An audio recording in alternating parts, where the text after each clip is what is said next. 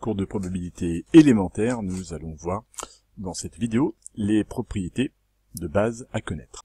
La première chose, si on a compris les vidéos précédentes, c'est que la probabilité d'un événement est un nombre compris entre 0 et 1. Il est absurde d'avoir un nombre plus grand que 1 et évidemment d'avoir un nombre négatif.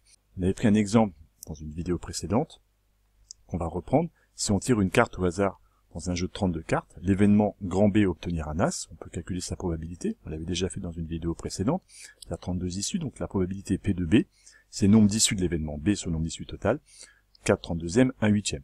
Et on observe que la probabilité de l'événement B est donc 1 8e ou 0,125, mais en maths, on conservera ce nombre décimal ou alors sous forme fractionnaire. Deuxièmement, la probabilité de l'événement impossible, elle est égale à 0. Si par exemple, on lance un dé à 6 faces, numéroté donc de 1 à 6, si on appelle C l'événement obtenir le nombre 7, eh bien évidemment, la probabilité de C, c'est le nombre d'issues favorables, bien 0 sur 6, ça fait 0. Inversement, la probabilité de l'événement certain est exactement égale à 1. Si on se donne un exemple, on lance un dé à 6 faces numéroté de 1 à 6, si on appelle grand D l'événement obtenir un nombre inférieur à 7, eh bien évidemment, la probabilité d'avoir l'événement D, c'est nombre d'issues favorables, il y en a 6, sur le nombre d'issues totales, il y en a 6, c'est exactement égal à 1. Il s'agit donc d'un événement certain, on est certain avec un dé, à 6 faces, d'avoir un nombre inférieur à 7. Propriété un peu moins évidente, mais en fait, en la décortiquant, elle va le devenir. La somme des probabilités de tous les événements élémentaires d'une expérience aléatoire est égale à 1. Donc il faut revenir sur ce qu'est un événement élémentaire. Un événement élémentaire, c'est un événement qui n'a qu'une seule issue. Si on reprend l'histoire de mon dé à 6 faces pour illustrer un petit peu, numéroté de 1 à 6, eh bien, il y a donc 6 issues possibles.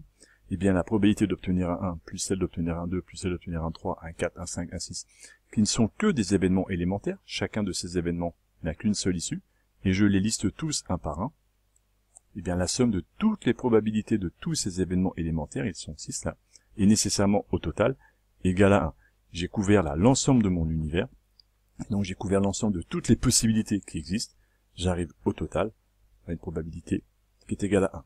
Plus la probabilité d'un événement est proche de 1, plus elle est grande, et plus l'événement a de chances, si on peut dire, de se réaliser. Ça veut dire que l'événement a plus d'issues qu'un autre événement qui aurait une probabilité plus faible. Un petit mot de vocabulaire, lorsque chaque événement a la même probabilité de se réaliser, on dit que les événements sont équiprobables. Équi, le préfixe, il veut dire égal, comme équilatéral, et donc équiprobable, qui ont la même probabilité. Si on prend un exemple, eh bien il y a autant de chances de tirer un 1, un 2, un 3, un 4, un 5, un 6 avec un dé, si ce dé n'est pas pipé. Pipé, ça veut dire truqué. Donc un dé normal avec lequel on peut jouer, il y a autant de chances d'avoir le 1, le 2 ou le 6. On dit que tous ces événements, avoir un 1, avoir un 3, avoir un 6, sont chacun des événements qui sont équiprobables. Il y a la même probabilité d'avoir l'un ou l'autre. La somme des probabilités, enfin, d'un événement et de son événement contraire est égale à 1. Alors l'événement contraire a été défini dans une vidéo précédente, mais donc un événement contraire, c'est la négation d'un premier événement. Si on appelle H l'événement ne pas obtenir un 6, avec un dé à 6 faces, eh bien G, l'événement contraire, c'est donc la négation de ne pas obtenir un 6, donc c'est obtenir un 6. Ces deux événements-là, H et G, ils sont donc contraires. En application de la propriété qui vient d'être vue, on sait que P de H plus P de G est égal à 1. Concrètement, la probabilité de H est égale à 1 moins la probabilité de G, et comme la probabilité de G vaut 1 sixième, eh bien on arrive à trouver 5 sixièmes pour la probabilité de H.